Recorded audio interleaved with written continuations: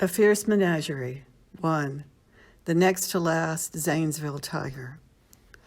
How many ways to enter the tiger's body?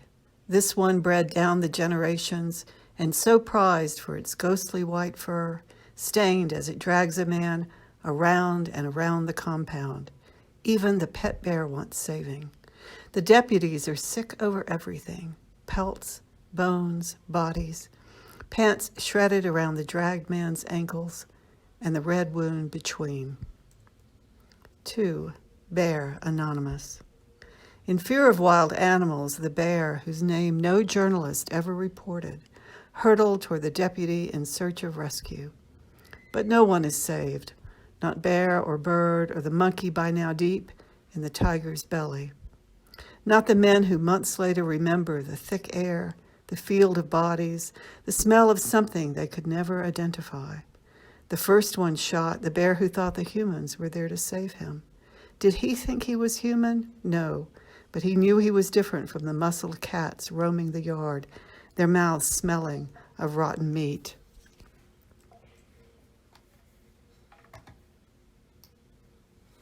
Three, 6 verbs for the harvesting of animals. Love. Say that you loved the one culled or captured. Club, for the sheen of its oily black skin, for the quick and merciful blow. Steward, how we took care of you because God asked us, how we filled books with the asking. Extract, the front row of teeth pulled for fear of biting, and teach this one to care for humans. Leave it, I say to the collie hunting groundhogs. Love, how I taught her human language so she could learn to love me in it. 4. The last Zanesville tiger. By then, every last mouth had tasted it, flesh unrendered, the shadow twin of what stews on the stovetop nightly.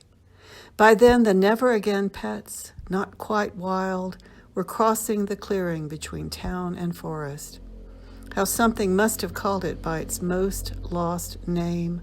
Across a new strange veld it flees, not quite tiger, barely lions, still almost bears, and us, stepped away from our wildness, our animal bodies. 5. Meat for the last Zanesville tiger. Sooner or later you must let the animal go. Let some fragment of weed or unplanned flower bloom in the bed beyond the kitchen garden. The deer will find their way over the fence between my own mowed acre and the forest reserve they share with hikers and coyotes. Forbidden to feed deer in winter, one citizen confesses to a bag of mealy apples, stems of parsley and mint tossed in the yard like compost. Hard to mind when this hard winter carves its shadows between each rib and the twin fawn's lean sides. I'd rather fatten them for the autumn cull, plump them for the fleeing tiger, just learning to enter the race for meat. Call that day the worst kind of hunting and say how little it shares with early fall mornings, crouched in the hide, the one deer taken and the season over, or what the ancestors, offering corn, taking nothing for granted, took. Not this, the plastic-wrapped suffering set on the table for dinner. 6. The very last Zanesville tiger. The one I dreamed of, unaccounted for, who traveled the not 40 miles between the compound and the reserve behind this house I inhabit here at the edge of the village.